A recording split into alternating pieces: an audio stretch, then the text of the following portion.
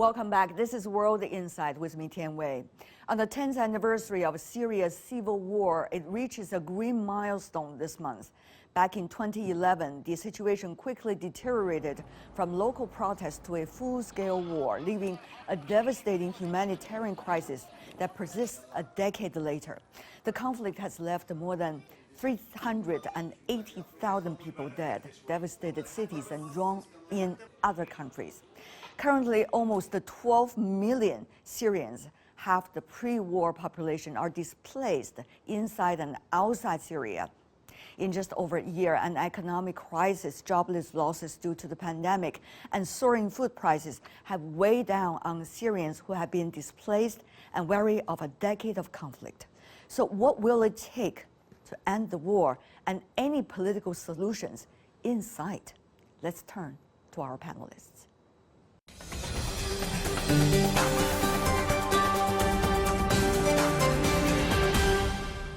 For more on the Syrian conflict, we have in London Amar Wakaf, who is the founder and director of the think tank Gnosos and a Syrian political analyst.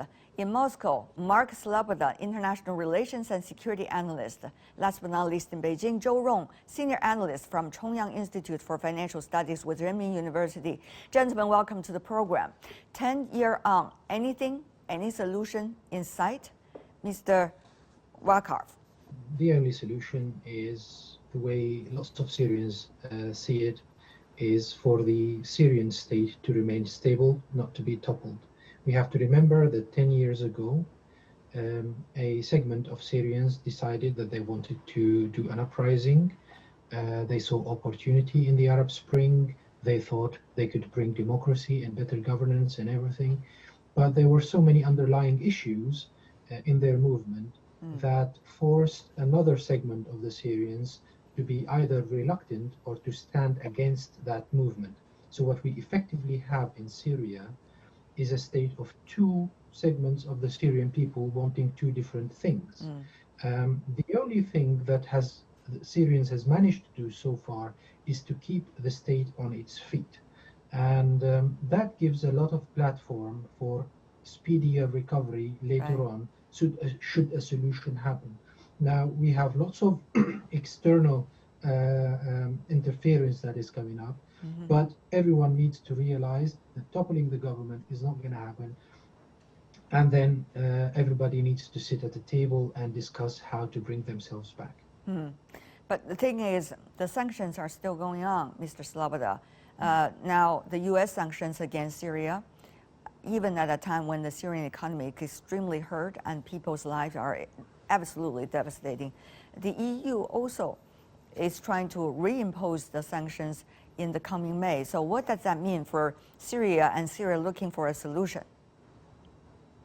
Yeah, there's no solution in sight to the Syrian crisis because despite regime change via jihadi proxy being prevented over the course of the 10-year conflict, there are a number of problems.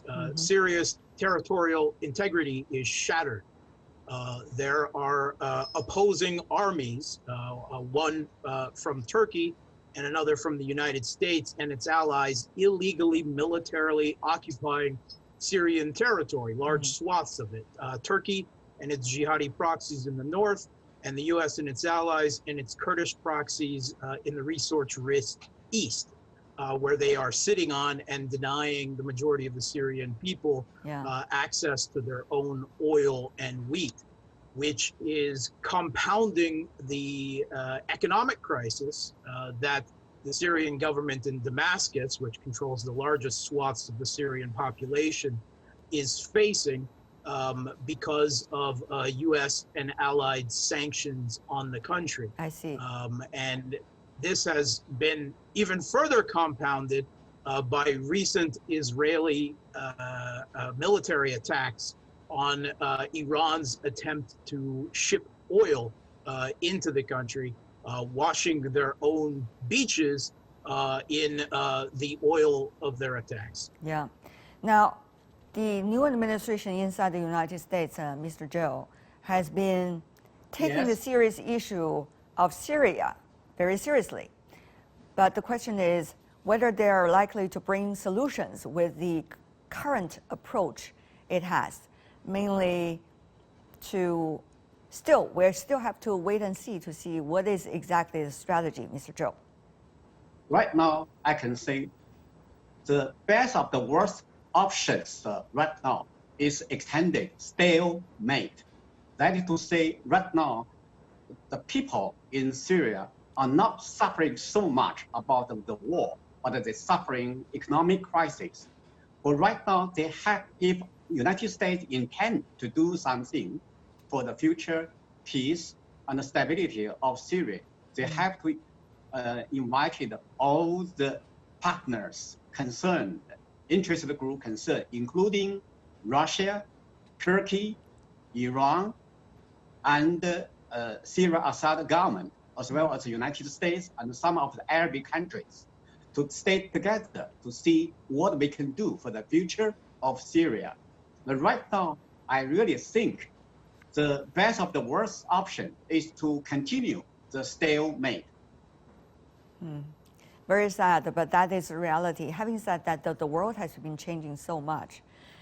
From the time when the Syria civil war broke out to today, we see the Middle East, where is it in terms of priority of American policy?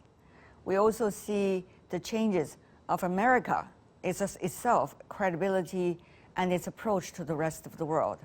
We also see some interesting changes in the relationship between U.S. and its allies, including with the Europeans and those in the Middle East. So, Mr. Vakart, given all these changes, what would that mean for whether there will be any solution, and what will be the nature of that solution, so-called the best of the worst choice? We have witnessed from since the election of Joe Biden is that there was a slight change. Back in November, 4 Arab states, Egypt, Jordan, Saudi Arabia, and UAE, held a gathering to discuss the Syrian issue. Right. And apparently they were discussing, how to move forward. And one could argue that this meeting has been arranged with ideas coming from the Syrian government in mind. And the theory is that those countries, along with the Syrian government, would find some sort of a middle solution that they could take as an initiative to the new American administration. This was back in November. This meeting took place late November, assuming that when President Biden would take office, this initiative could be presented. What we have witnessed in the past few days is that Russia came along. Sergei Lavrov, the Russian foreign minister, visited UAE, Saudi Arabia, and Qatar. And he made discussions about, how to move forward. Now, presumably, what we've heard from those officials in the news conferences was something like bringing back Syria to its Arab neighborhood. And that would involve, as Sergei Lavrov put it, Minister Lavrov, bringing back Syria to its seat in the Arab League. Now, who would oppose that naturally? It would be Qatar, backed by Turkey, which explains why Sergei Lavrov visited Qatar, to probably see how they can mediate, what would it take for Qatar not to veto Syria's coming back. So we're thinking there is a movement that is taking place, and everybody seems happy. So I think there is a bit of optimism in the air at the moment in terms of a regional-backed, Arab-backed step forward on solving the Syrian solution that could be taken to Washington. And most importantly, the UAE Foreign Minister, Abdullah bin Zayed, said something about the sanctions. He said, this cannot continue, or we cannot move forward as long as the Caesar Act is as it is at the moment, or implemented as it is at the moment, signaling they want some change in Washington as well. Mr. Sloboda, because of the changes that we mentioned earlier, there seems to be much more than just how the issue of Syria is likely to be dealt with, because we have seen the priorities of different countries changes, and we also see this multilateral approach how it's been evolving as a result of geopolitics and priority setting at the domestic agenda. So once again, how will that have an impact on what we have been talking about from the very beginning, the so-called solution to Syria crisis? The U.S. Will continue to play spoiler in Syria, preventing the unification and economic recovery of the state, because its goal is not to see Syria stabilized. Having failed at regime change, its goal is the eternal destabilization and fracturization of Syria, because its primary geopolitical goal is not Syria itself, but weakening Iran. And Syria is seen as an ally of Iran. Further, the U.S. is very, very concerned as a hegemonic power with their prestige, and they cannot have been seen as losing an international conflict to Russia, much less Iran as well. So they will continue to destabilize the situation. I see no hope for the U.S. ending this policy.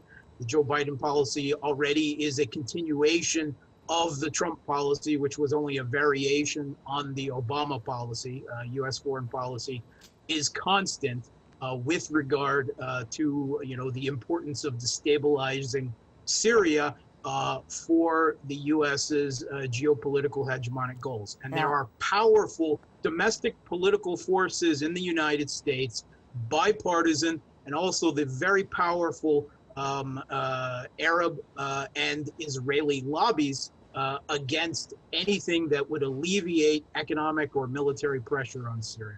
But what is the ambition of Russia in this sense? Some would ask, since you are based in Moscow. Briefly, Mr. Sloboda.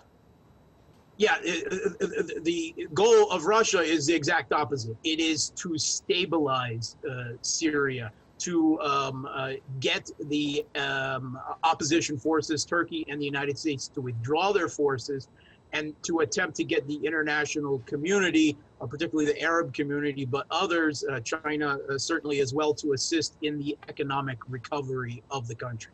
All right. But Russia will maintain a military presence in Syria as the guarantor of Syrian sovereignty and territorial integrity long into the future, as it has several times in the last century in the past. Finally, before we go, I want to ask the other two gentlemen very briefly.